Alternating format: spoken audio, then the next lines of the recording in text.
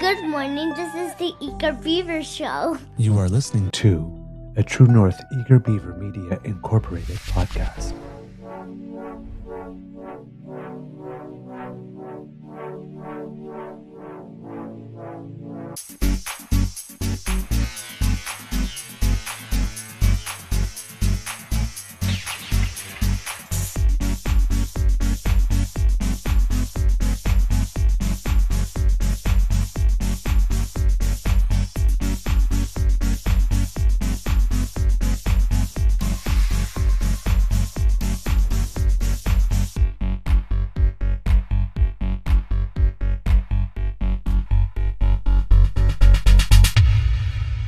True North Eager Beaver podcasts are proudly brought to you by our founding sponsors, the Miss V Mysteries from Corvid Moon Publishing, your source for science fiction, fantasy, and cozy mysteries featuring a broad diversity of characters.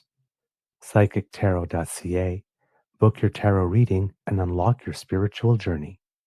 And the Pepper Master, hot pepper sauces made from farm-fresh ingredients to thrill your taste buds and expand your mind.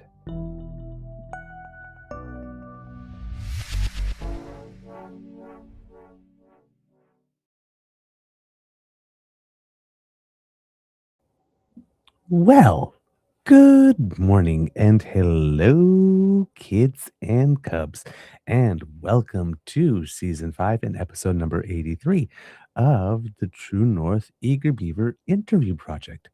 Oh, Canada, always 100% Canadian.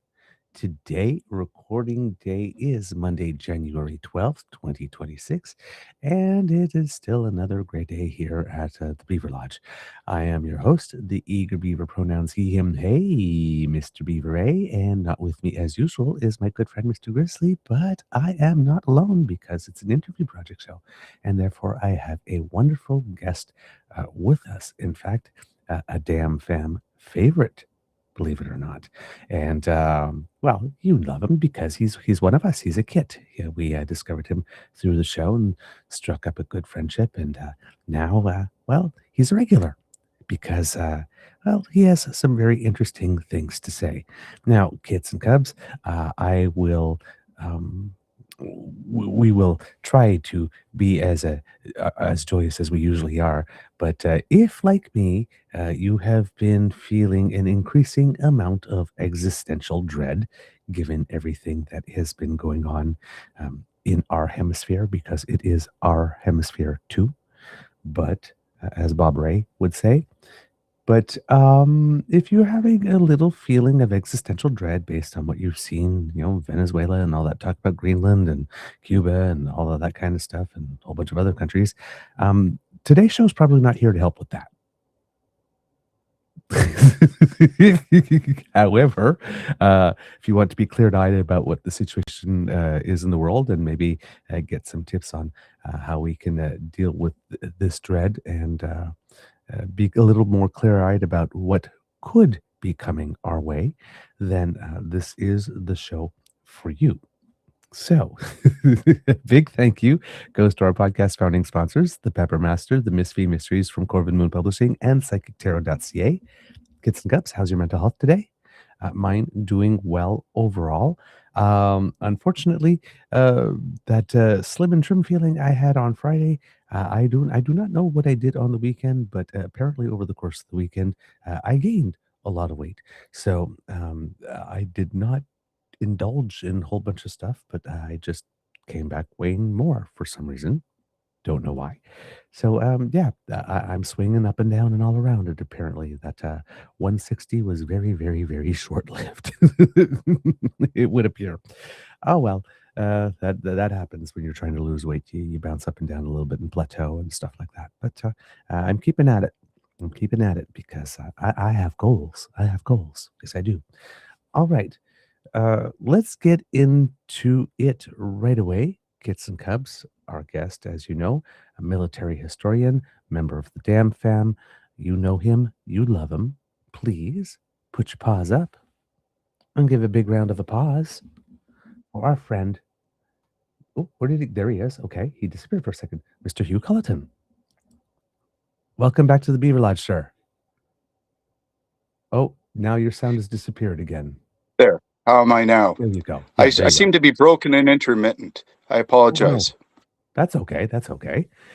All right. Sir, my friend, mon frère, how is your mental health today? Pas mal Pas avec mal? le mot. Pas Yeah, I'm mal. doing all right. It's been a long winter so far. But no, doing fine actually. Back teaching grade 10 history, so that's fun, except that I get to wake up every morning with a sense of existential dread about how I'm going to explain to kids what's going on. Yeah. I can gotta say, imagine. in one way, it makes things a lot easier to teach students about how the war experience was for Canada in Second World War, because if they're trying to put themselves into the shoes of somebody who was in high school in say 1939, they're living that. Right. So it's but I'm doing fine. Okay. By the way, forgot to mention in the introduction, after the show, DamFam, if you are still available, we're going to close somewhere before 9 for this part of the show. If you have any questions whatsoever that you would like our guest to answer, please, if you can put them in the chat here, I will try to get as many as I can and note them during the show. But if I miss them here, don't worry, save the questions and join us again immediately at 9 Eastern after. We'll start and we'll have Hugh here with us for an hour. And you can put your questions in the chat and he will be here to answer whatever questions you have if we missed anything here. So this is a first for us. Nobody's ever proposed that. And I thought, yeah, what a darn good idea. What a damn good idea. So yeah, thank you so much for that, by the way, Q. We really appreciate that because I'm sure the DamFam has a lot of questions here. I'm reading right here, starting right away. Kitlin Dam, the way I feel about the world right now, if I change my handle, I'll end up on some sort of watch list. Ooh, okay. All right. So you mentioned, for example, if you were youth and you were wondering what it was like Oops. in that period, you're living it right now. Whoops. I guess we lost Hugh for a second here. Let's see. Hugh has joined. Add to the stream. Okay, let's do that. There you go. Oh, okay, Bear. There you go. All right. Do you hear me? I can't hear you. I can't hear you. Can you hear me now? Yes, I can. Can you? Okay. Yes, I can. Sorry about that. I'm Nope. going to blame it on the Americans. All right. So you said if kids are wondering what it was like, they're feeling it. If you were to say, because I remember last time you were here, you were talking about a countdown and how close we were to like the day. Are Yeah. we? How would you say? Are we 2 minutes to midnight? Where are we on the calendar, close to whatever date it was in 1939 that all this happened? Okay, traditionally over the last few years, I've been slow off the mark. If there's one thing that the Americans have done, is they have absolutely changed with stunning speed. I didn't expect that we would be at this point for another 2 years, but here we are. So my perspective at this point, I always have little side bets with my dad. And I put a toonie beside the soapstone walrus. And my toonie says that we're probably going to be directly attacked by August. Whoa. Okay. I gotta let that sit there for a minute. Yeah. By August. By August. Okay. On what do you base that? I hope I'm still there because it just said, "Oops, Yep. signal lost, reconnect." Yep, you're still there. Oh, then the signal just disappeared just now. All right. So yeah, big Last news. 12 months since the Okay. Trump government came back in. Hold on. You did cut off. You did cut off. So you need to start up again. Okay. All right. I I base this on the speed of destruction of all the remaining rails that were guiding the United States foreign policy. Okay. Can you hear me now? Yes. Okay, good. The United States has gone directly from about 1933 to 1939, if we use Germany as a comparison, and it's an imperfect comparison, but let's go with that for now because everyone's familiar. They've managed to do most of the 1930s in the last 12 months, with respect to the way that they have emasculated their legislative branch. They have consolidated absolute power in the White House. They have gone from being a democracy at risk to being, and I don't use this term lightly or flippantly, they are now a full-out Nazi fascist dictatorship with trappings, vague trappings like the Nazis had of civil governance. But as we are seeing from the opposition to the United States, except for citizens who are in the streets protesting and being executed, nobody in positions of power is doing anything to slow this roll or to stop this. In fact, the wilder that Trump gets, the more that they are willing to do. They've shifted the Overton window so far to the right that there's not much that that is standing between them and their goals. If you haven't looked at the news this morning, the latest thing that came out on Truth Social, for my sins, I forced myself to pay attention to this stuff. The I feel you there. Trump has released a post stating that he is now the acting president of Venezuela. Sit with that for a sec. That means that the American government has basically gone into a foreign state, decapitated that foreign state, and is imposing themselves and their corporate agenda as on them, just as the Romans would have, or as America would have back during their golden era of manifest destiny in the 19th and 20th centuries. Okay. So what is it about this move? Because we were talking a little bit yesterday, what particularly about its execution that you found particularly surprising? I will say this: the Americans have lost their ever-loving minds. As a nation, as a political entity, they're no longer a safe or sound actor. In strategic studies, you would call this a period of micro-militarism, where the declining empire is down to only one weapon left, and to the man with a hammer, everything looks like a nail. They have hollowed out their society to the point where Americans simply do not have the resources in order to maintain the infrastructure of society. In order to distract from that, they're projecting outwards, just the Romans did with the imperial period.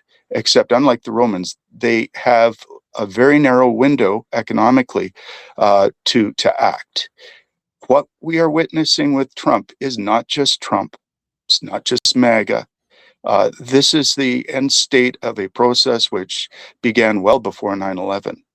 I don't know, history guy, I could probably put it back and peg it as far as Nixon's Southern strategy, Right. where he weaponized white Christian nationalism to split the GOP vote so that he could win the election. Once you crack the seal on that tube of toothpaste, you can't put it back in. And we've only seen everything as a continual, slowly eroding path since then. I believe it was Hemingway who said that first he went broke slowly and then all at once. Same thing here. This has been going on and going on and going on for decades. Trump comes along, and Trump is a wild card. He was what they were looking for. Dude is as dumb as a rock.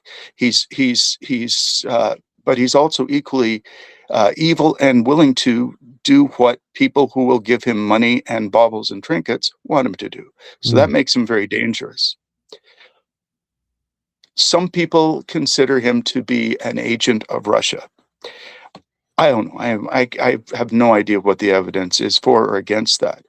All I could say is that based on actions to date, they're completely consistent with what the Russians would prefer as an American policy going forward. He's doing exactly what they needed done. The alliance is fractured. NATO is falling apart. Well, not falling apart, but it's certainly, the alliance is undergoing fundamental changes. The United States are isolating themselves. They are also, through their actions in places like Venezuela, showing the world that we're back to great power politics, might makes right, and this is exceedingly dangerous. We have a list this morning. I'm trying to talk slowly so that I'm clear in everything, as opposed to my usual frenetic pace. What we're seeing this morning is along with being the acting president for Venezuela, there's a shopping list of Western Hemisphere territories that the Americans are interested in for a variety of reasons, regardless of whether they say it's about drugs or not. Mostly, this comes down to imperial control of resource bases. Cuba. Picture, Trump was on social media, this morning with a picture of him in front of a Cuban flag, smoking a big Cuban cigar, and claiming that Cuba's next. These are things that are coming out of the White House. This is not normal. What the American government is now doing throughout their entire organization is they're basically being bullies to the rest of the world, and they have absolutely lost track of any sort of commitment to global stability or order. Will this ultimately hurt them? Yes, they're in a state of decline, incredible decay and collapse. During the I compare it to those fungus that you see on a tree's still healthy, the leaves are still up, might be a little bit of flaking bark, but doesn't look that bad. But it's got these massive, large fungi flowers on the sides of the tree. The fungi on the sides of the tree are not. Oops, we lost Hugh a little bit, so we'll need to get back to him. That is essentially the United Hugh? States is. Sorry, you cut out again. So you were just talking about, whoops. There we go. We'll just add him back to the stream. Sorry, kits and cups, for that hit. Hugh is in a bit more of a rural area, and therefore the connection is not as good as it should be. There you are. You were talking about it was starting. It's going to take a couple seconds for your sound to come on. It seems that there's always a 20-second delay there. Can you try again? I just said, there you go. I'm in a bunker. You're in the bunker. That's why the reception is so poor. Gotcha. You were talking about it's when the fungus starts appearing out of the tree, and then you got cut off. That is the obvious symptom. In this analogy, Trump and MAGA is the fungus on the side of the tree, but the rot and the problems that have led to this position have been there for a very long time. We're just finally starting to see it get so progressive that we're starting to see the problems now. People in the United States have absolutely, and this is the other problem that we face in Canada, they functionally have no idea how bad it's getting or what is happening to their country. There are a variety of reasons for this. Their education system is been gutted and hollowed out. Their media environment is even vastly worse than ours, which is also American-owned mostly. We have a population that has been kept ignorant and has been fed lies and fantasies. They can no longer determine what is real or what isn't. Going back to the German analogy, during the Second World War, once the Nazis attained power, they wanted to make sure that they did their best using most modern technology to control people within the state. One of the things that happened was the People's Radio, which basically was a radio that was only tuned to the 3 government channels, and you couldn't tune it to get Allied propaganda. That's really quaint compared to the way it's being done today. If you want to look at 1984 as an example, we are now at the point where in the United States people are self-censoring. There's a number of people, and I'm not trying to denigrate their protests against Trump, no King's rallies and things like that. My fear is, and my opinion is, that we're so far past the Rubicon, there's no legislative way back now. People are pinning their hopes on blue sky and things like that on, oh, well, just wait for the midterms and the Epstein files. Those are irrelevant at this point. We are rapidly reaching a point where we are going to be looking at kinetic operations in North America, military operations. This is a quest for Lebensraum. This is a what? Lebensraum, living space, or that was the German mantra for the invasion of the East. That is basically the American policy now. I mean, they can talk about first off, there are no Russian and Chinese ships cooperating and having Lido deck parties up off of Greenland. That's not happening. NATO has control of that. And Trump obviously hasn't looked at a map for a while because he says we don't want Russia as a neighbor, and I guess he doesn't realize how close to Russia Alaska is. Yeah, and so that is a major concern. Now, what will this look like, and how will this affect Canada? Are probably questions on everybody's mind right now. First, like Hitchhiker's Guide to the Galaxy, don't panic. There are things that we can control, things we can do, and there are things that are out of our control that we are worried about. Focus on the things you can control right now. Emergency planning. There is, and I pulled it up. I'll send you the link, but I would recommend everybody gets a copy of it. The Swedish government updated it recently. They have a wonderful 32-page pamphlet on civil protection and measures that citizens can take in event of war or an invasion or a natural disaster. I highly recommend that you read it. It's in English, and they break it down very clearly about how citizens can, to the best of their ability, manage the chaos that's happening around them. Okay. I would say to all the kits and cubs out there, the first thing is to make sure that you're giving yourself breathing space, mental breathing space. You talk about our mental health right now.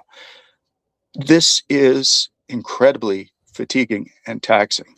You're constantly watching horror and lies, and the very effort of trying to sort that out in your head and make sense of the world becomes a nightmare. That is what Orwell was talking about when he was talking about doublethink, the ability to keep two completely opposite notions in your head at the same time, or to be willing to essentially censor yourself and censor your own thoughts.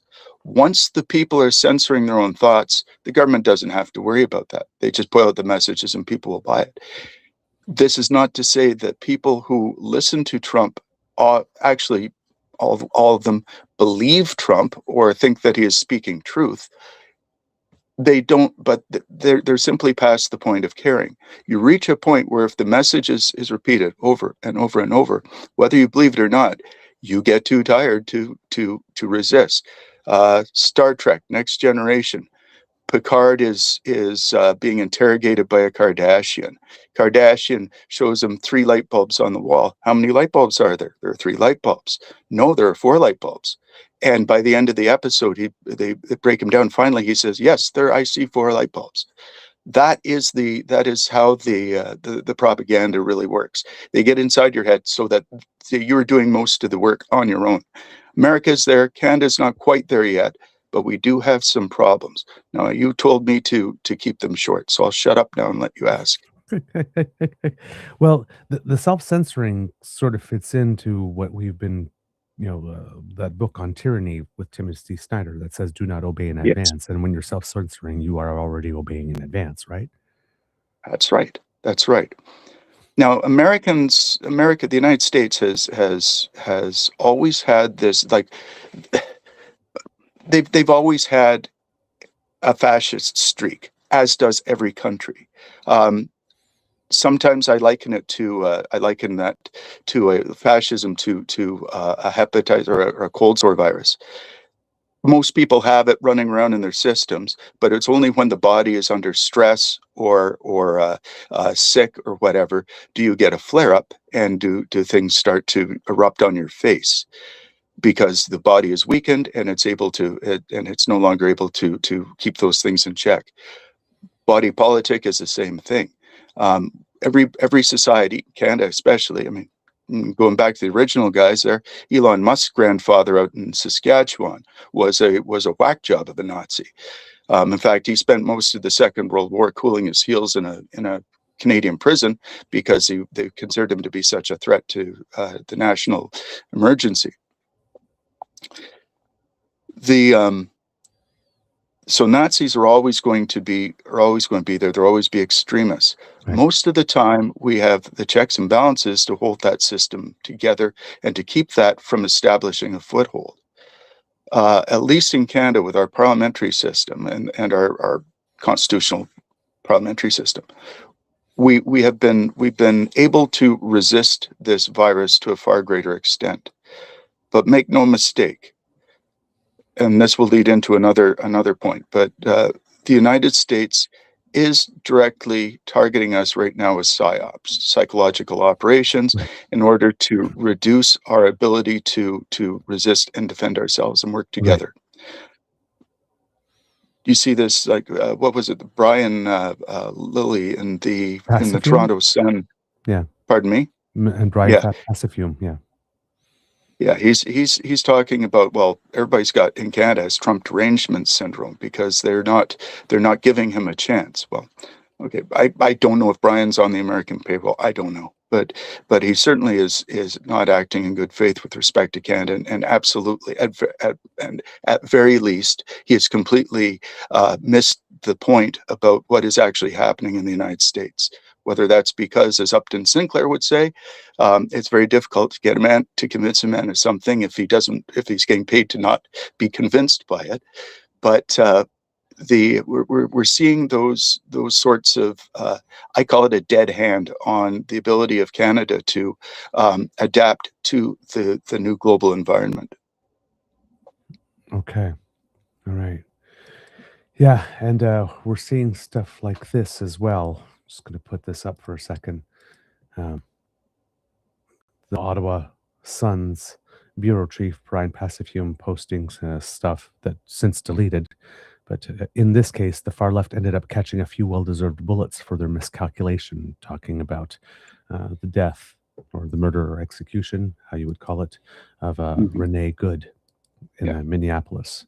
So I mean, this is what these are people that are supposed to be learned and supposed to possess judgment and discernment, that are supposed to sift through the news, who are supposed to open the window and look to see if it's actually raining. This is what they're publishing on their own time, on their spare time. Mm-hmm. Well, whether it's on their spare time or whether that's contract work they're doing on the side, I don't know. I have a very low opinion of anybody who is pumping that, so I wouldn't put anything past them. Well, it's going to become a greater problem and a growing problem in Canada because we are running out of quality sources for news within North America, other than us right here. But the well, we're actually talking about issues that nobody else seems to be interested in right now. I was thinking, going back for a second to the shopping list that Trump has, and this is just a point that I would like. Well, actually, no, I'll let you ask more questions first. No, go ahead with that. Okay. I'm looking at, like you asked me initially what the timelines are. I say August. What are the look fors that we need to be aware of if we're going to get an idea for what's coming? We're going to have to look at things like where Americans go next, and what Trump and the White House and the megas are actually saying and what they're not saying.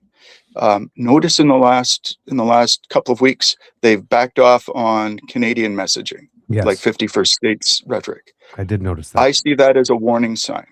Okay. They had to build up a major naval force, a very large, powerful naval force, in order to grab Maduro out of Caracas.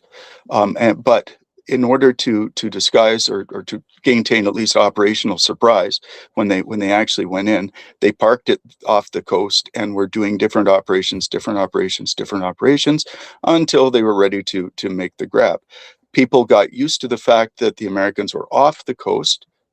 They didn't like it, but it stopped being the absolute top priority. Right. And that's when the Americans attacked. So the Americans military is absolutely flawed, because they're now people in uniform are now actively violating their oath to the Constitution and are following illegal orders that they know are illegal So according to international law and American law. Yeah. So basically, So you're saying is that everybody that, for example, oh, the Supreme Court will save us, somebody else will save us. Oh, well, the military certainly won't obey an illegal order. You're basically saying that he's changed enough people in enough key positions in the military to be his people that is no longer a guardrail. you've never been on an American military base, I would imagine. I never have, no. No. I've been to a couple, like Fort Drum, especially down across the border in near Watertown, New York. In every mess hall, every waiting room, every office, there's one channel that is on 24/7. That's Fox News. Yes. Pete Hegseth is a white Christian nationalist fascist. He has made sure that he has purged the military of anybody who is who's still going to stand up or give them any sort of defiance with respect to these orders. All the guardrails are gone now. In the first administration, you still had guys like Rex Tillerson, who was, I don't much care for the man's politics, but he wasn't an actual fascist. He was just a horrible American businessman. You had, oh gosh, I'm blanking right now. He was the general. He was the Marine general who was the Secretary of Defense for a while. Anyways, the point being that the people who used to be, we would consider the adults in the room who are feeding him good advice, gee, boss, you can't go in and invade Venezuela because these are the consequences for American policy. There's none of that left. The only people, I don't know if you have the stomach, and don't do it before you have, like, if you've eaten recently, watch one of these press conferences or these cabinet meetings that Trump has, where basically it's a room full of people telling the leader how wonderful he is. Right. And so there's not going to get any sound policy out of that group. In addition to that, the people who are running the American government, go back to Hitchhiker's Guide to the Galaxy. If anybody's familiar with that book by Douglas Adams, it's a brilliant comedy series. But the one of the main characters, Zaphod Beeblebrox, was the president of the galaxy, and it was made absolutely clear that his job wasn't there to actually do anything meaningful. His objective and his whole reason he was there was to ensure that he was distracting the entire galaxy away from the real people who were doing the real stuff. So he was there more or less as a figurehead. I see Trump as in that vein. He has no conscience. He is obviously, well, I'm not a psychiatrist, but dude rocks like a sociopath. So he doesn't care about anything except what he wants for himself. Therefore, it makes him very easy to manipulate.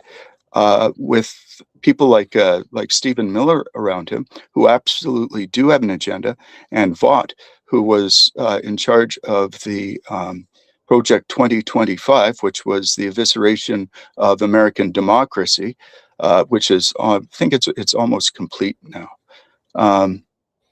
Yeah, we're in a very dangerous position, and in short, I don't think the Americans can come back from this legislatively. My grave fear is that this will devolve into full-on war, either domestically in the United States or certainly projected outwards towards neighbors. Okay. Oh boy. All right. I heard Happy Monday. Happy Monday, indeed. I heard two theories, and I wanted to run them by you because they could have different, depending on which one it is. I'm sure that they would play out differently in how it is that Trump is doing things. The first theory I heard is that Trump may be realizing that he is already in the lame duck stage, and US presidents, when they are lame duck, they tend to turn their focus on foreign policy because they don't need Congress as much to do that. And that basically what Trump is doing right now is running his own personal endgame, basically trying to stay in power or have enough, be efficient long enough so that any deals he made with certain people have time to go through, and maybe organize himself a cushy exit somewhere nice, perhaps Golden parachute. Argentina, for example. Yeah, yeah. What is your thought about that one? I don't think he thinks that far ahead or is looking at things like that. I'm quite confident that he and MAGA have so warped everything with unitary executive theory, which is insane.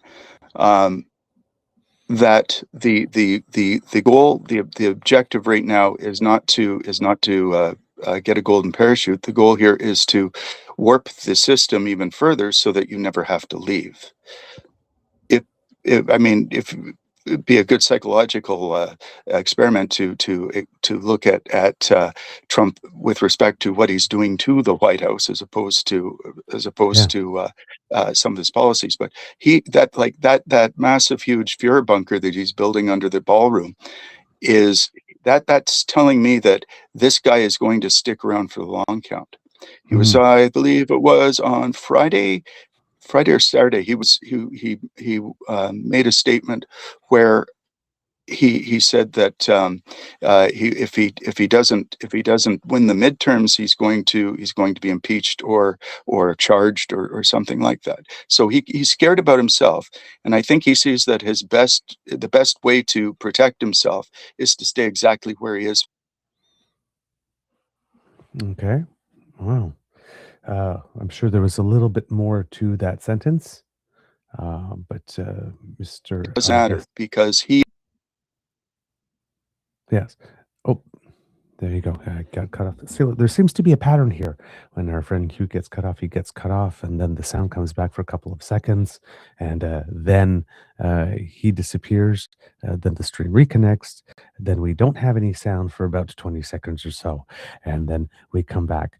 So, Hugh, before you cut off, you were just making the analogy that the fact that he's building that bunker, and also if he's building himself a new ballroom, you would think that he would want to be around long enough to actually be able to use it once it's finished.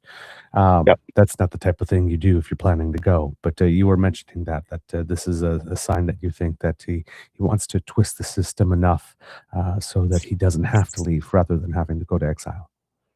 Yes, I think that, and if we look at what he's done. Again, it's a rough comparison because Germany was a different society and fascism looks different in any given society. He's already, though, he's checked off all the necessary boxes for remaining in power indefinitely. He has a private Gestapo-style secret police force that is intimidating the entire population. Right. He controls the military. He controls most of the offices in government. He has destroyed the ability of the legislative branch and the judicial branch, which has manifestly failed the United States, to provide any checks or balances going forward. So they're really, like, honestly, there isn't anything that could stop him at this point in time from just saying, "No, I'm good. I'm going to stay." Anybody in the United States or Canada or around the world who is pinning hopes on midterm elections moving the needle at all is fooling themselves. That will not happen. At best, they will go along to get along, just like they've been doing. I mean, I look at that useless turd Chuck Schumer, who has abjectly, like, that's almost treasonous, how poorly he's behaving. Right. I mean, he makes Neville Chamberlain look like a professional wrestler in comparison. Okay. They've got their projects are in place. They don't have anything to stop them from moving ahead as they wish, and they do not see the public as being a something to fear either. Yeah, this is incredibly serious. They're not. If they do have a midterm election, it will go like what happened in Prussia in, I think it was 1936, 37. Anyways, Goering, who was the leader of the Reichstag under the Nazis when they were still pretending to be like a democratic party. Before that, he created, like, the Gestapo was actually his baby. He created something similar to that when he was running Prussia, the province of Prussia, and he took that and extrapolated that to the entire country when the Nazis took over. But what he did to ensure that the votes were cast and properly and that they won the election was, before the vote was cast about the Continuation Act, or sorry, the Enabling Act, the Enabling Act, which allowed Hitler to become the Führer and suspend the Constitution. He had most of the opposition, all the liberals, the communists, the socialists, rounded up and put into concentration camps beforehand. So they might try to do something like that, but they might not have to, because unlike the Second World War, given that the tech giants and tech bros are all in his back pocket or supporting him, they've got more than enough ability through their own personal resources, as well as working with the CIA, to absolutely throw any election and make it look good. I mean, there's all bets are off. There's nothing, like, we're in incredibly dangerous and interesting times with respect to this. I would like to, if anybody's interested, I do have a couple of scenarios for what is going to happen going forward from a Canadian perspective. Yes, please. Let's go I don't into know if that. anybody wants that. All right. Yeah. Okay. Venezuela was a test run. They just as before the Second World War officially started, it really started in 1933, when Hitler became elected and started rearming and rebuilding. The United States used Venezuela to see how far they could get with the world community, and to see what the limits were. They learned very quickly that the people will complain, Americans will complain, but nobody's going to lift a finger to stop him. The military, he also learned that the military is more than happy to go along with whatever he says and does, as long as it will be of benefit to them. So Venezuela was sort of like the last proof before they launched their major operation. Okay. I would guess that of that shopping list of countries, if he doesn't go after Colombia or Cuba, next it will be Greenland. Okay, that is a nightmare problem. Okay. Because NATO, despite what the Americans think, is not all American. It's mostly not American, and there are two nuclear powers who are also in NATO, who are now standing up and are willing to, at least verbally now, willing to provide military aid to Denmark to protect its territory. Right. I would think, based on that sort of a background, as well as the rhetoric that we've seen over the last couple of years with respect to Canada as the 51st state and things like that. The fact that they haven't actually talked about us in 2 weeks or so means that there's a very good chance that in order to get to Greenland, they might come through us first, because Right. that would give them the ground and sea lines of communication they need to absolutely dominate the Greenlandic airspace. I mean, they've already got a base there. People forget that, but up at Thule, in the far north there, up by Ellesmere Island, they already have a base there. It's a very Yeah. large base. It's a big aircraft base. In fact, I But heard that having at the Gander, height of the Cold War, they had something like 30 bases and over 15,000 people there. Now they got about 150, but just on one base. But yeah, apparently, if the United States has wanted anything, they've got this agreement that they can pretty much do whatever they want. All they have to do is just ask, right? And Trump yeah. said, Well, it's like it's psychological. You invest more in something you own then. So I mean, there literally is no reason for any of this going on if it really was about what it is that he's saying it is about.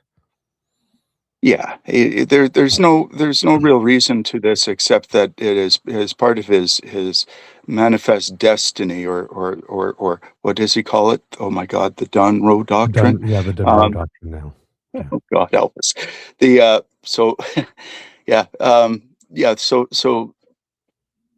if they decide to do that, they can stage some stuff out of Thule, but it would have to be a seaborne operation, because it's the Greenland, the interior is remote, and you can't cross it, and you cannot conduct military operations there. So it'd be a series of strikes that would be reminiscent, I would think, of how Norway was occupied during the Second World War in 1940 by the Germans, with small pockets of troops who come in and establish certain areas and branch out from there.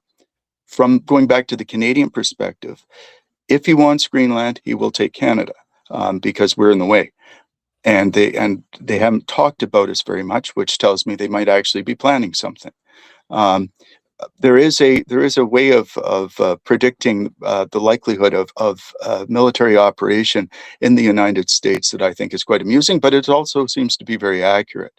If you go online, there's a pizza tally website that keeps track of who in the Washington area is ordering pizza. Like, is it the Department of Defense? Is it the Mm, Department of State? And usually, when they see massive, huge orders of pizza coming in, they know that something is happening because people are working up an operation.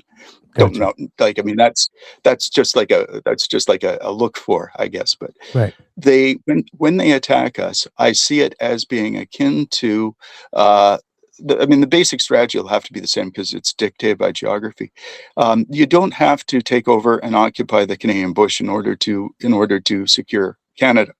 Um, and to be quite honest, launching a flying mission into Ottawa to basically pull a Maduro, if we stand the line against the Americans and they get ticked off with that, is quite within the realm of possibility. I would think that if they decide to take Canada, the attacks will come across at maybe about three places. Certainly, the Lower Mainland in BC, because that's close and that's handy and that's strategically important ground.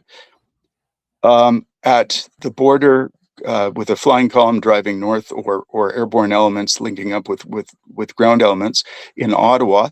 If once you make it from the St. Lawrence shore to Ottawa, you've basically split the country in half. Oops. We lost Kid Hugh there for a second, so we'll take off the camera. There we go, and wait for him to come back. The So to yeah, secure. indeed, kits and cubs. Whew, bit of a like I said, unsettling information that Kit Hugh is bringing us, but information that we absolutely should know.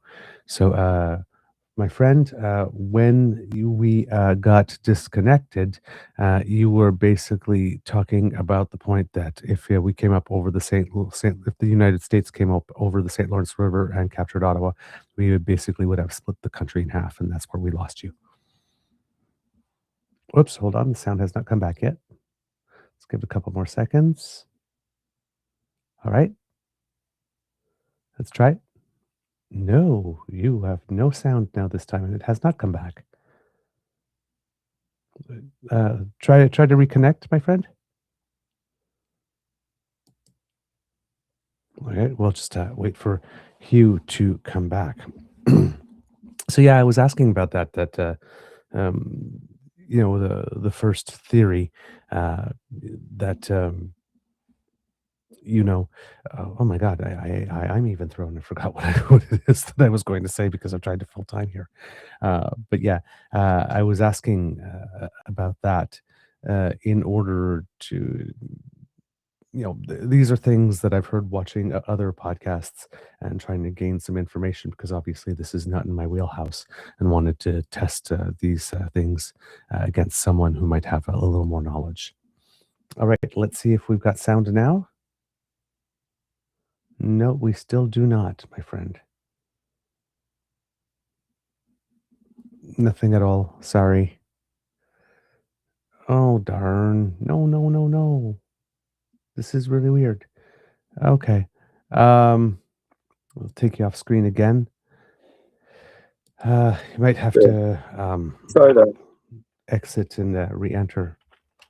I'll send them in a little note. There we go. See if that works. Yeah. I'm hopefully when we will when the sound comes back, we can get into not only how scenarios, but what we might be looking at in order to be able to sustain or survive what is going to happen. All right. Do we have you? No, we still have no sound. Your sound. Check your settings wheel, just in case.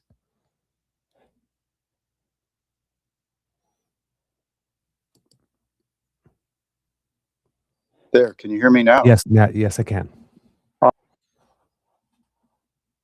Oops, you're frozen a bit.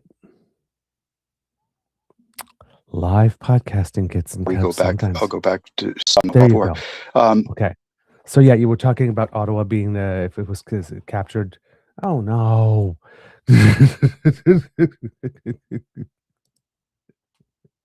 Let's try again.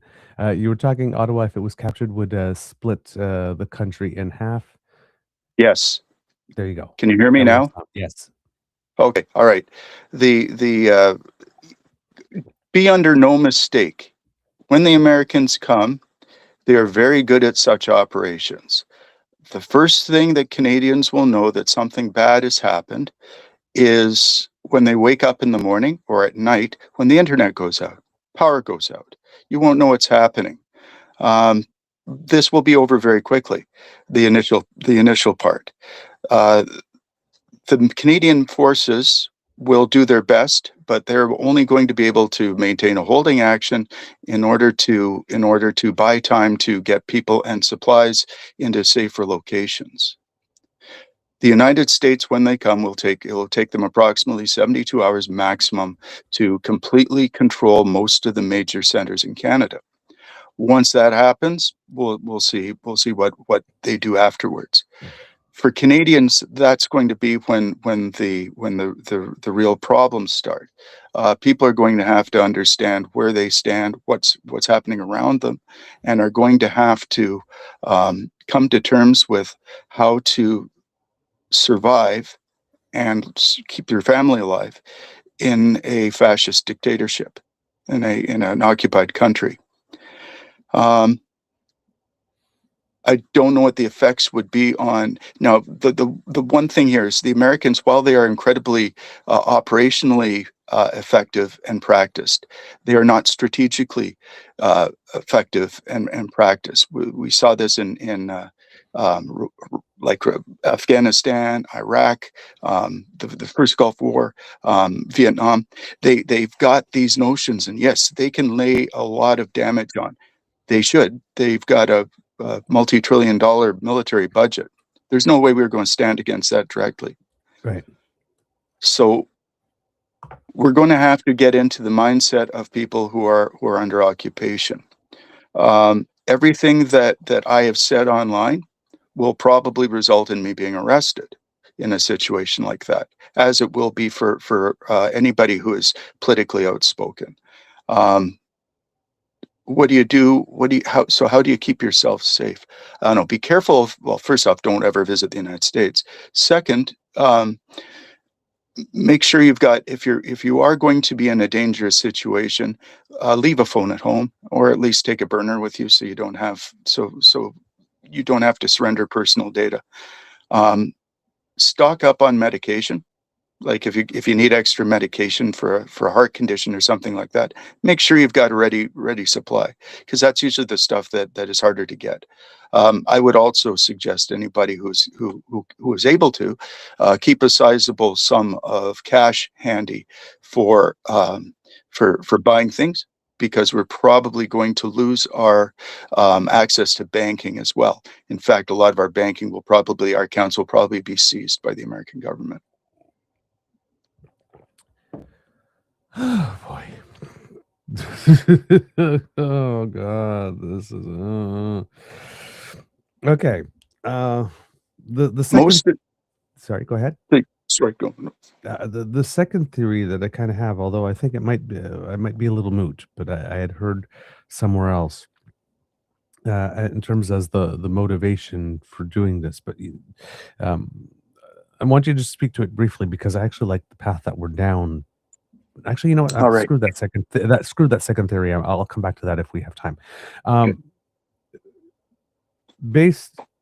Okay, so if they would come up through the St. Lawrence and take Ottawa, we basically split the country in half. It would take them about 72 hours to come in and control all the major centers. Internet going down is probably the first thing. Once they've controlled it, right? Because what I'm concerned about in Canada, and this is going to be where this gets really dark and ugly, is what's happening out west with our Alberta separatist movement and these separatist movements that are coming up. Those are astroturf like crazy. Those everything that we see that is happening in Alberta right now with Danny the Potato and that Thompson ass, but who we had a little spat on Twitter the other day. But these separatists are not good actors. They are being run out and managed and given talking points out of the United States. So they are going to become a fifth column if this happens, if this comes to pass. In fact, I'm fairly certain that they will be the casus belli for the invasion. I see the scenario playing out like this. Because you need to manufacture the consent. The separatists have their silly little referendum that is completely unconstitutional and means nothing. They pass it because only rednecks are going to be, and separatists are going to be signing the damn thing. So they say, look at this, we've got a mandate to separate. And the government will say, Canadian government will obviously say, no, you don't. First Nations groups are going to say, no, you don't. Other people in Alberta are going to say the same. And then we are now in a situation where it's going to be fratricide in Canada. A lot of the capos during the Holocaust, for example, were Jews who for a little bit extra rations or for some sufferance from the Germans, did the hard things and the dirty work for the Germans.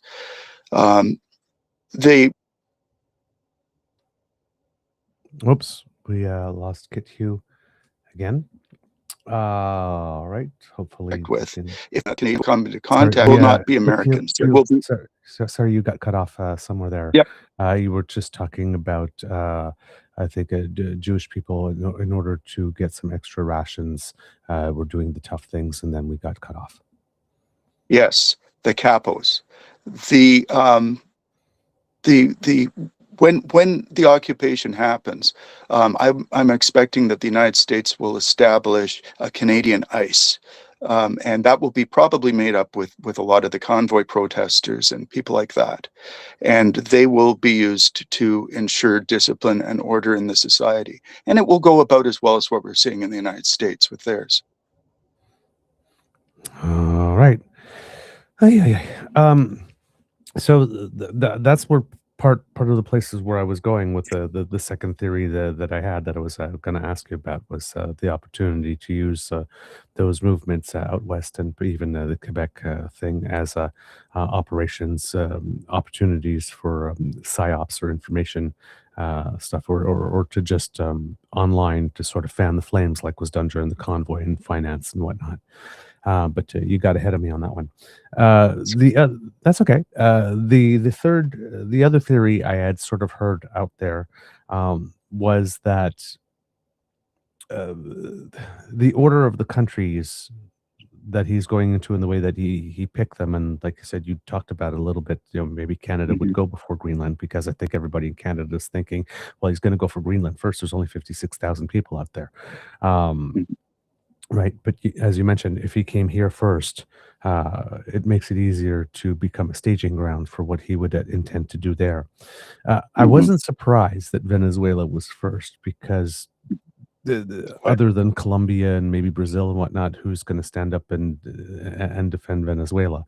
I would always assume that Cuba would be second on the list, not because it would necessarily be a big win, but it cements again Trump's reputation internationally as somebody who will go in and take another country. The more negative view or cynical view or darker view is the one that you presented. These are tests, beta tests for larger invasions of countries that may provide a little more resistance. My theory about him not talking about Canada right now, yours is that it's extra scary. My theory was sort of, well, because we are one of the only countries that so far that has shown some pushback and some resistance, that's like, okay, he likes an easy fight. He's going to take the easy ones first. And by taking Venezuela and Cuba, if he did it, it makes it much easier to get other people to obey in advance in that, well, he already has taken two countries, but he hasn't taken a country really that would be willing to offer some resistance either. So the part I'm wondering is there part of this that could be that he's just going for the easy win? He goes down in history as the first American president in a long time to expand the landmass of the United States, and that's all it is. It's the real estate thing. It's like, I got more territory for us. Or is it really that he wants to invade and take? And I know that even if I'm saying that with the caveat that I know that even though, let's say for him, it was just a vanity thing in terms I'm the American who expanded territory, the people behind him may see things a little differently. They will, but again, like I say, he's a figurehead. I think his niece Mary Trump does some really good psychological breakdowns on the man. But he's easily persuaded by the last person he spoke to. So it's easy to get him to go along with things if he sees that, because he's lazy for starters as well. So he doesn't want to do the work. He's just happy to say, yeah, do what you want. That sounds great. Just make sure I get my taste. Yeah, this is straight, simple gangsterism, and several things can be true at the same time. Trump is in it to just make massive amounts of money because greed is all he knows. The Project for a New American Century people and the Project 2025 people have their own agendas that they are using him for, and yeah, it's there are a lot of people who are completely without a moral compass, who absolutely think that they can get away with this. Can they get away with this? Well, they can in the short term. This is going to what we're watching here, though, is the end state of the death knell of the United States. My concern is going back to that nukes. We're probably in a time with respect to the nuclear weapons where we're in greater danger than we were throughout most of the Cold War. At least throughout the Cold War, nukes were well maintained. They were looked after by governments, and these governments and even North Korea, were sane actors. That means that they understand that they want to survive and maintain the regime, and that if they launch a nuclear missile at somebody, that's not going to happen. It's not that they care about the country per se, not that they care about anything other than themselves, but it is in their best interest to not do that. I question whether the United States is that rational now. If you and this goes back to uh, something that really terrifies me is the religiosity that is being presented in the United States with their throughout their entire culture. That is incredibly dangerous. When the Secretary of State or Secretary of Defense, not Secretary of War, because that requires an act of Congress, has Dies Volt on his tattooed in big huge letters, Roman or German script on his arm, that is your indication that these people are also crazy.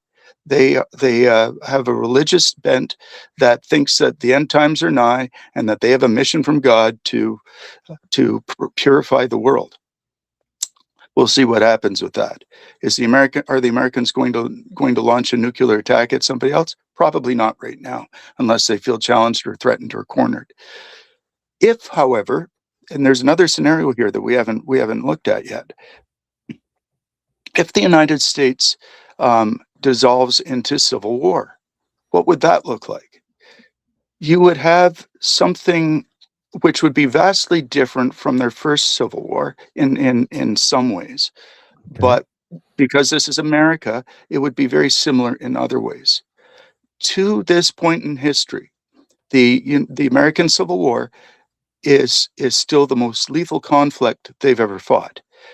All the other casualties and deaths that they received since 1865 up to today put together do not equal the number of people killed, Americans killed in that Civil War.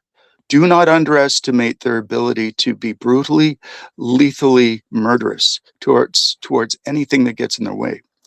I would fully expect to see that if say, and given the fact that they're already putting military forces into their own cities in order to suppress the population, and given the rhetoric about those shithole blue state cities and things like that, in a civil war scenario, there's a good chance they might nuke one of their own cities.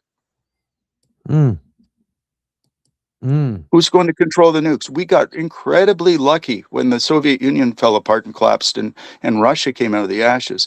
We got incredibly lucky because they like Boris Yeltsin, they almost got into the into an active civil war scenario when they were with that attempted coup from the military. There are bombs that are still missing from that period. The KGB, I think they had about a dozen briefcase type bombs, basically large man-portable nuclear devices to destroy communications in advance of a first strike. Those are gone. They're still out there somewhere. I mean, they're probably not active anymore because fissile material over time tends to break down. But what I mean is we won't know what is secure and what isn't secure in a situation like that. Whoever gets control of the arsenal is going to have access to the devices. The Americans or people seem to think that that military or strategic theory and nuclear policy is vastly more efficient and organized and coordinated than it actually is. I believe it was. I want to say, I don't know if it was Applebaum. I can't remember. There was a book that came out recently, and it was a case study on a nuclear war. Essentially, if somebody launches a nuke, there is no policy for tit for tat retaliation. If somebody launches at the United States, they launch everything back at everybody. So so one missile coming inbound equals everything going, and I think the metric for that was from the missile detection until 5 billion people are dead will take approximately 72 minutes. So that is a big threat. We need to be careful with that. Jeez. Yeah, this if this happens, it's going to be vastly different than what happened in Ukraine, because the United States is vastly more powerful than Russia ever could Yes. hope to be. Russia's a paper tiger. Their military is akin to spending is akin to even in the war is akin to like Italy, I think. Like they're not their economy isn't very big, and so they're completely geared up for war. Okay. What would they do? What are they going to do when the United States, as they're starting to float trial balloons today, decide to leave NATO? Will he attack a rump NATO thinking that he can get away with stuff? I don't know. Hmm. When we were talking yesterday, because since you mentioned nuclear, and this might be our last question before we shut it down to then start the Q&A show specifically, um, would there be a benefit for Canada at this period of time to maybe start working on at least having one nuke to be as a deterrent? And if we were to do that quietly, if we could, how long do you think it would take us to have one where we can just turn around and say, "Oh yeah, surprise, motherfucker"? Yeah. If first, yes, 100%, absolutely. I think we should be building a maple bomb. We need a deterrent. With the Storm Shadow cruise attack missiles the stealthy cruise attack missiles that the French and the British are using, I think they've got a 2,000 or 200 kilogram warhead payload. We could probably fit something to that. How long would it take? Well, in the interim, I would think that if we need a quick and, to use a pun, dirty deterrent here, the best thing we could do, or the first thing we could do, would be to build a dirty bomb deterrent. A dirty bomb is not a nuclear bomb. It is a conventional weapon, but is packed with a lot of radioactive waste and everything in order to create an area denial weapon, or a terror weapon, really. My thought on that would be, if we needed to do that and we needed a deterrent to tell everybody to back off, is I would say, okay, go down to Long Beach Container Facility, United States, and check the sea container with this label on it, and open it up and have a look, because we've got these planted across your entire country and you won't find them all. It's hard to shield nuclear radiation from detection, but it's not impossible. And given a sea container is big enough and can support enough lead shielding and weighting and everything like that, for a short period of time, that would be probably an effective deterrent. That's pretty crazy. It's getting out there into the wilds. How long would it take Canada to build a bomb? We could do a dirty bomb probably in a long weekend. An actual functional nuclear device, not even thermonuclear, but just like a smaller one. Well, I would think we could easily do that within 6 months. The problem isn't the resources and the technology. It's just an engineering solution. Okay. The Manhattan Project would not have happened. The American nuclear bomb would not have happened if not for Canadian scientists as well as Canadian uranium. So, and we've got, so getting the fissile mass, because you have to run that through specific systems in order to purify it down so that you've got fissile product, that would be difficult. I would think that if we need something in the meantime, perhaps France or England could loan us a couple of nukes for a while until we get our own up and running. But it's essentially, it wouldn't take very long to do once we make the decision. So when you say When loan, we like, have it, for example, have them on our territory and we sort of babysit them for a while? yeah, like you, those are crowded countries. Maybe you need a little bit of room to store them somewhere safe, where nobody's going to bother them, and And where we're we can helpful. just keep an eye on them for you. And Yeah, we're helpful. Wait a we're all minute. good friends. Yes. Exactly. Like letting your neighbor park his trailer in your yard. Yes. Do it friendly. But No, America, calm down. Don't worry. Don't get nervous. We're just being neighborly. yeah, Wink. but we've got a.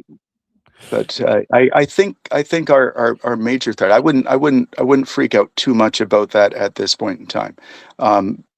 I think our major concern right now is going to be, and we're going to see an increase if they decide to take us. We'll see an increase, an uptick in the tempo of social media megabot posts. People will start to say even more horrible things about Canada, and there will be lots of noise in the feeds. But yeah, the casus belli.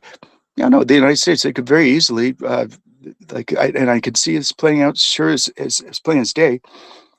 The separatists in Alberta, and Saskatchewan or whatever, the Maple MAGA types, launch something or are provoked or are encouraged to make a demonstration, maybe another ostrich farm, maybe another on to Ottawa trek or something like that. And when they get shut down, that will be used by the Americans as their cause to say, "Wow, you know, Canada's falling apart, and there are all these people up there that are being oppressed by this communist dictatorship government." And remember, these are all terms that are being thrown at Canada as we speak. So Right. it's merely reinforcing a message that has already been planted in the minds of the public. Most people in Canada cannot find their ass with two hands and a map. There's no way that based on their understanding of world issues that they even like there are a lot of them. It's stunning how many don't even know where Canada is. They do not see us as being any different from any other third world country out there that the US gets to control. I think Todd Mafflin did something about this the other day, and I would refer everybody to his points about this because he's absolutely spot on. We are no longer in a privileged place. We were very fortunate throughout the Cold War, perhaps too fortunate. Unlike places like other countries like Australia or even Britain or other EU members or smaller states, we've never really had to worry too much since the Second World War about our defensive policies. We were very happy, and Canada traditionally has worked within alliance structures. We leverage our power within an alliance force in order to maximize our ability to impact general policy. Right. That goes back to the British Empire. Oh dear, somebody just texted me. NATO is merely an extension of that. So we've always operated with an alliance, which allows us to cheapen off on our defense commitments. Plus, we've also had the United States as our ally for so long. We have gotten a little bit complacent about this. Right. Canada is at the same time indefensible and invulnerable. A foreign country like the United States can quite easily take over Canada. I don't think that they can hold us, and I'm not talking about like suicide bombings in the streets. Although if they do attack us, there will be that. But also they're going to run into the same problems here as they would in Iraq or Afghanistan. It all comes down to logistics. Canada is very good at pulling a scorched earth, or would be very good at pulling a scorched earth defensive strategy. The only resources that the Americans are most interested in Canada are at the far end of very long roads, like single highway roads that go off into our hinterland. Every culvert becomes a target for an IED. Every tree becomes a roadblock. Every power line becomes a target that can be crashed. So we can use logistics denial strategy to them in order to pressure them to leave. If it comes down to it, and this is the other aspect, this will come down to a civil effort that will be grassroots across the entire country. And it will be penny packed. You don't need a lot of people involved in a resistance movement in order for it to be effective. Right. But this will be brutal. It will take decades, and this is going to massively, massively damage Canada. We'll survive, but it's going to hurt. All right. Okay. Hopefully, in the second part, we might find out a little bit more on the will survive part. But for now, kits and cubs, that's the end of this episode of the True North Eager Beaver interview project. We hope that you love listening to us because we love making this for you, as bleak as the subject matter might be.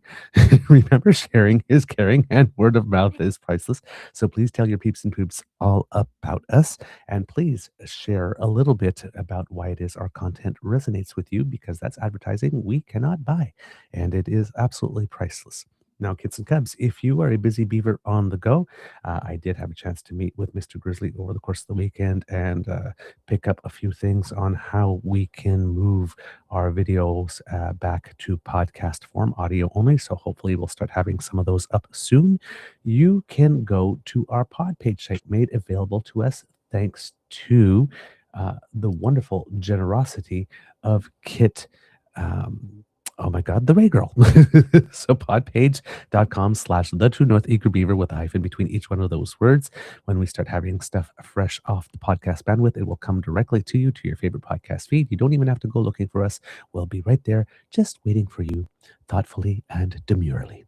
Then, kids and cubs, if you would like to help us in other ways, for example, you can go down to the True North Eager Beaver Media Incorporated YouTube page at the behests of our friends, Kits, Elaine, and Cassie, who will certainly approve, and smash with our buttons, like, share, and subscribe. Yeah, you can smash all you want. We don't judge here. If you want to get a little freaky, just give them a little click. It makes us happy because it helps us with the algorithm, and that earns our undying gratitude. Now, if you want to earn more of our gratitude, kits and cubs, we do incur some costs to bring this show to you, and we would definitely appreciate receiving an enthusiastic expression of encouragement from your part in the form of a tip.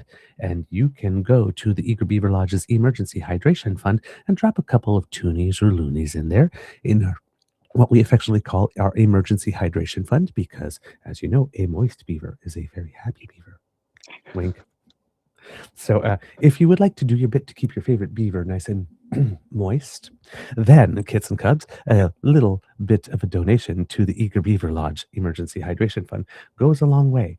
And if you're doing the Buy Canadian thing, kits and cubs, if you make your donation via truenortheagerbeaver@gmail.com, our email address, then whatever you donate has absolutely nothing going to the US CE Tech Bros. In fact, their share comes to us, so you get more bang for your beaver buck. So either via our coffee page, ko-fi.com/eagerbeaver, or through our email address, truenortheagerbeaver@gmail.com. That's how you can support us. And of course, we have memberships and super chat on our YouTube page.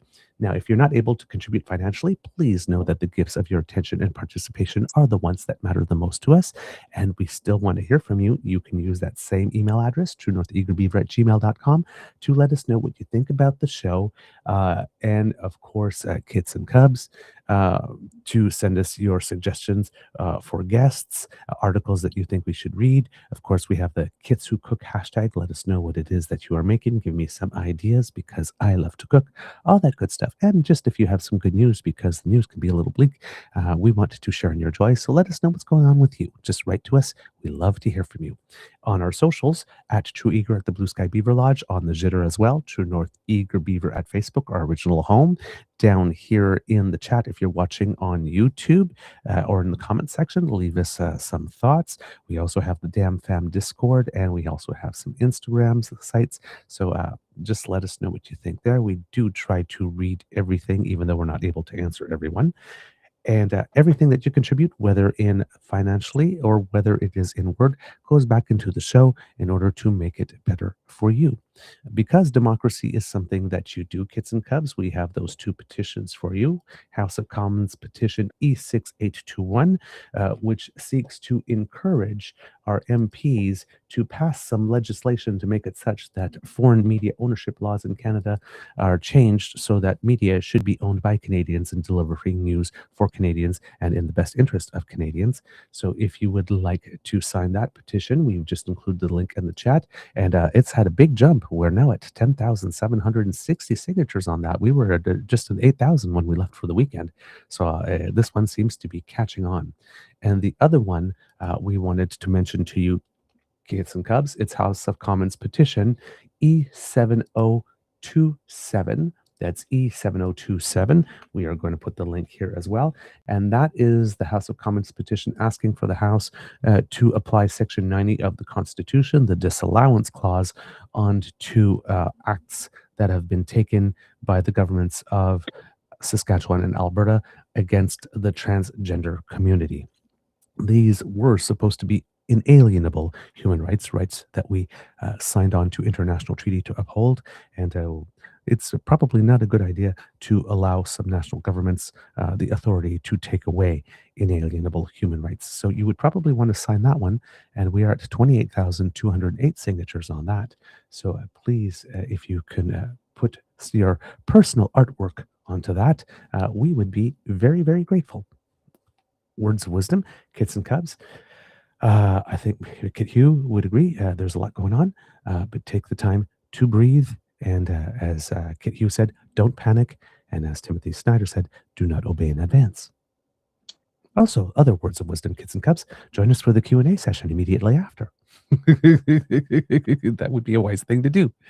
All right, let's see. Kids, it can be a tough world out there, so please be kind to and gentle with yourself. And in order to get the Q&A started as soon as possible, I will not do an Easter egg today, at least on this episode of the show. Might do one after the Q&A part, though. So with that, I am going to say amour et bisous.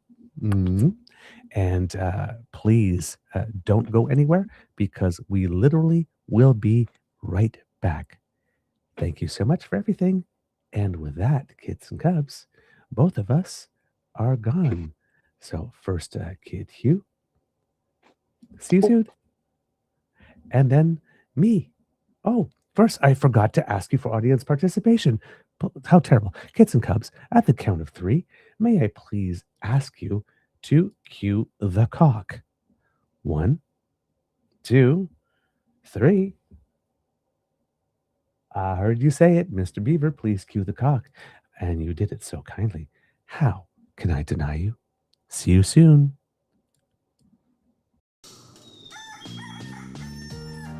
You are listening to a True North Eager Beaver Media Incorporated podcast. The True North Eager Beaver podcasts are proudly brought to you by our founding sponsors, the Misfit Mysteries from Corvid Moon Publishing, your source for science fiction, fantasy, and cozy mysteries featuring a broad diversity of characters, CanadianTarot.com, their uniquely Canadian online eclectic tarot community, and the Peppermaster, hot pepper sauces made from farm-fresh ingredients to thrill your taste buds and expand your mind. We are grateful to the Crier Media Network for its support, Pete Jarvis for our artwork, and Paul Joseph Something for our opening and closing sequence music.